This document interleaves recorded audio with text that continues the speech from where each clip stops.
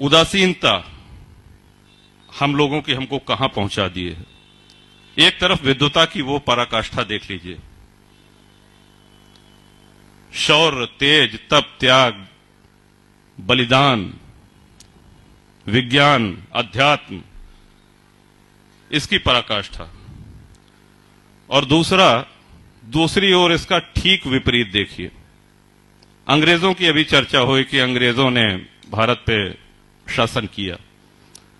अंग्रेजों ने ही नहीं किया,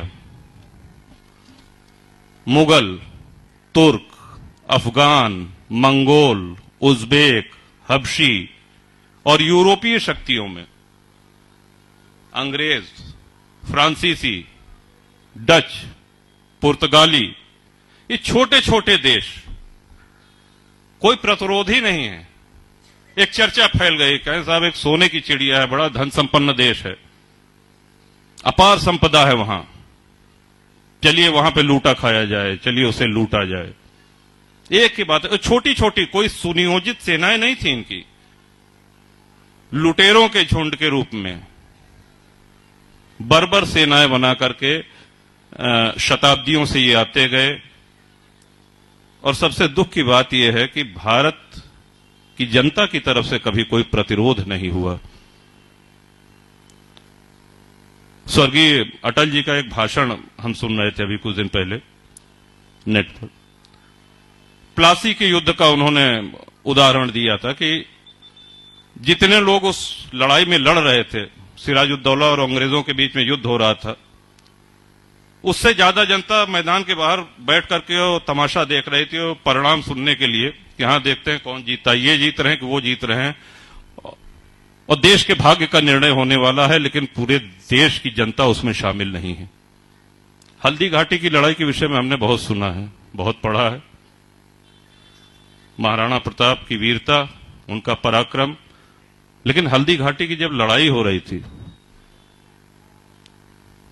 तो जितनी रियासतें थीं, जयपुर, जोधपुर, बीकानेर, आमेर, जैसलमेर, बूंदी, ये सब अकबर के साथ और महाराणा के खिलाफ उस युद्ध भूमि में थी।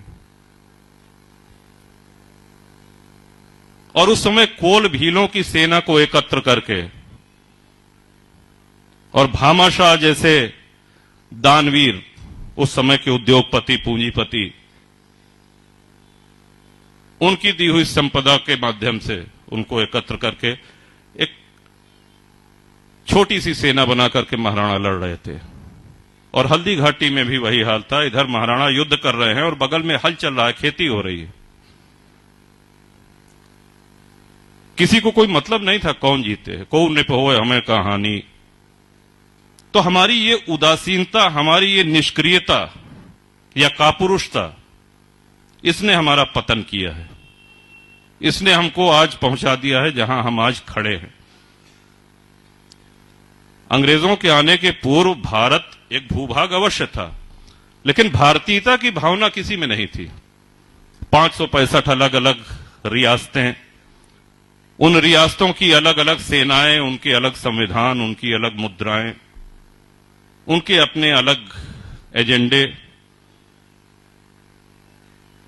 बगल के राजा पे कोई विदेशी हमला कर रहा है तो बाकी 4 राजा जो उनके इर्द गिर्द हैं वो सब प्रसन्न हो रहे हैं कि अच्छा है, इसके साथ तो यही होना चाहिए।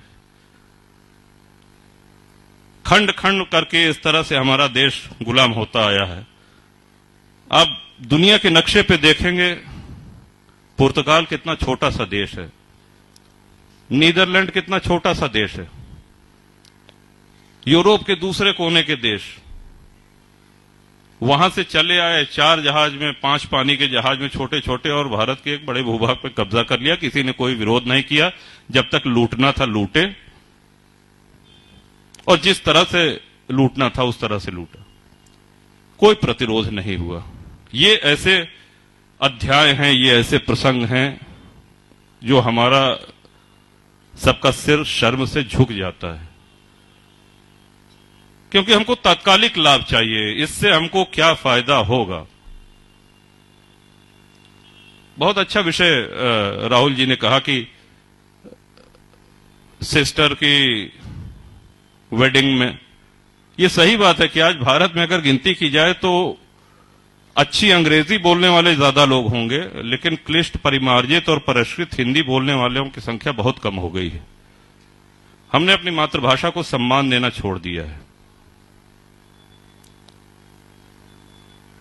अगर हम अपनी मां का सम्मान नहीं करेंगे, हम अपने पिता का सम्मान नहीं करेंगे, अपने बड़े बुजुर्गों का सम्मान नहीं करेंगे, तो फिर हम अपने मित्र से यह अपेक्षा नहीं कर सकते हैं कि उनको भी सम्मान करना चाहिए। अंग्रेजों की गुलामी खत्म हुई, मुगलों की भी गुलामी खत्म हुई, फ्रांस, पुर्तगाली, डच ये सब लौट करके चले गए। कहने के लिए हमारा एक विश्व का सबसे बड़ा लोकतंत्र है भारत। लेकिन एक प्रश्न दे रहे हैं आपको, अवश्य इसका आत्मचिंतन करिएगा, क्या हम मानसिक गुलामी से ऊपर उठ पाए हैं? इतने वर्षों की गुलामी के बाद हम ये मान बैठे हैं कि जो कुछ भी पश्चिमी है वही सही है, चाहे वो पश्चिमी परिवेश हो, चाहे पाश्चात्य ढंग से मिलना, उठना, बैठना, बोलना हो। ये सही बात है कि आज हम सब लोग दिन की भागा दौड़ी में और आज के व्यस्त जीवन में खादी का कुर्ता पैजामा या खादी की धोती या ये बड़े महंगे पड़ जाते हैं। इनकी धुलाई और माड़ी और ये सब, पैंट शर्ट पहनिए, उसमें कोई बुराई नहीं है, लेकिन क्या हमको धोती बांधना आता है? जो कुछ पश्चिमी है वही सही है। ये मानसिक गुलामी हमारे अंदर घर कर गई है। अम्मा नहीं कहेंगे अपनी मां को, अम्मा कहेंगे, ये तो पिछड़ेपन की निशानी है। पिता को बाबूजी या दाऊ या बप्पा ये कहना तो पिछड़ेपन की निशानी है। आधुनिक कब होंगे? जब पापा कहेंगे। आधुनिक कब कहेंगे? जब हम मम्मी कहेंगे। हमने अपनी संस्कृति को, अपने इस विरासत को खुद ही ठुकरा दिया है। चुनौतियां आज मुंह बाए खड़ी हुई हैं। सभी विद्वान वक्ताओं ने बड़े विस्तार से कहा, उन बातों को दोहराने का कोई आशय नहीं है, लेकिन समाधान तो हमारे अपने अंदर है। हम अपने को बदलेंगे तभी समाधान होगा। जिस चीज को हम बदलना चाह रहे हैं, हम अपनी भारतीय संस्कृति की पुनर्स्थापना करना चाह रहे हैं, तो ये तभी संभव है जब हम लाभ हानि के चक्कर को छोड़ करके और निष्ठा के साथ अपने संस्कृति, अपनी रीतियों के संवाहक बने, उनको अगली पीढ़ी में पहुंचाएं। विश्व में कोई दूसरा ऐसा उदाहरण नहीं है। भारत और हिंदुत्व ये एक दूसरे के पर्याय हैं। जैसे सूर्य और सूर्य की किरण को अलग नहीं किया जा सकता, जल से जल की लहरों को अलग नहीं किया जा सकता, ये एक दूसरे में समाहित हैं। वैसे ही भारत और हिंदुत्व ये एक दूसरे के पर्याय ही नहीं है, बल्कि एक ही हैं। और हमको अपनी सभ्यता, अपनी संस्कृति का सम्मान करना होगा, तभी ये संस्कृति, ये आदि संस्कृति, ये सनातन संस्कृति बचेगी। वरना जिस तरह की चुनौतियां हैं सामने, अगर हमारा ये दृष्टिकोण रहा कि इसको करने से क्या होगा। बड़ी अच्छी बात आचार्य जी ने कही कि चित्र बदल दीजिए, चरित्र स्वतः बदल जाएगा। आज हम अपने बच्चों के साथ बैठ करके धर्म चर्चा, इतिहास के महापुरुषों की चर्चा, बलिदानियों की, क्रांतिकारियों की चर्चा कितना करते हैं। हमको खुद अपने स्मार्टफोन से फुर्सत नहीं है, और बच्चे भी अब अगर बड़े हो गए हैं तो उनका एक अलग व्हाट्सएप ग्रुप है, उनका अलग फेसबुक ग्रुप है, जिसमें हो सकता है एग्जाम के समय थोड़ा बहुत फोन आप लोग रख लेते होंगे।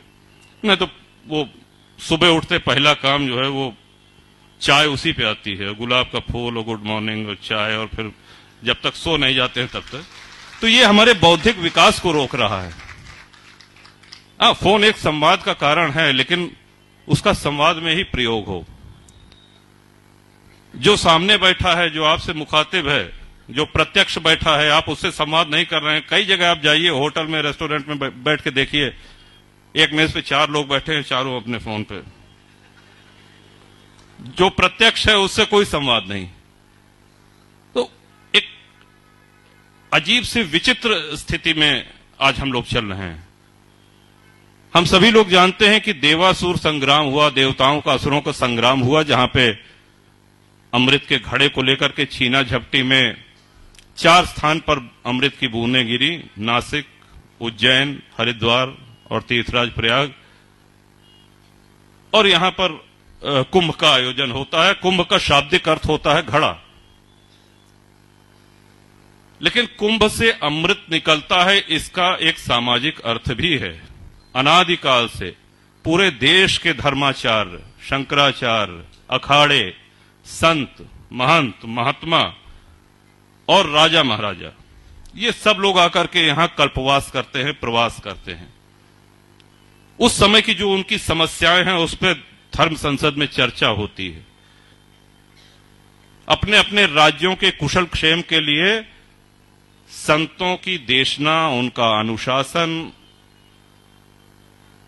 उनका दिशा निर्देश प्राप्त करते हैं और फिर उसको जाकर के अपने राज्यों में लागू करते हैं। स्नान करना, तिलक लगाना, पूजा पाठ करना, ये भौतिक क्रियाकलाप हो गए, लेकिन आध्यात्मिक समृद्धि इस कुंभ से यही मिला करती थी कि हमारा राष्ट्र कैसे समृद्ध हो, देशवासी कैसे और सुखी हो, राज्यवासी कैसे और सुखी हो। इस पिपासा की, इस भूख की पूर्ति कुंभ वर्षों से करता आ रहा है। और सही अर्थों में आज यहां पर दिव्य प्रेम सेवा मिशन के इस मंच पर यह देख करके लगता है कि आदरणीय आशीष भैया के प्रयासों से कुंभ का, महात्माओं का सानिध्य, राहुल जी वरिष्ठ पत्रकार हैं, सब क्षेत्र से हैं, अलग अलग क्षेत्रों से हैं, उन सब की एक अपनी चिंताएं, अपने विचार, उनसे हम लोग लाभान्वित हुए। इसका श्रेय पूरी तरीके से आदरणीय आशीष भैया को जाता है। और यहां पर हम आए हैं तो हम कुछ सीख करके जाएं।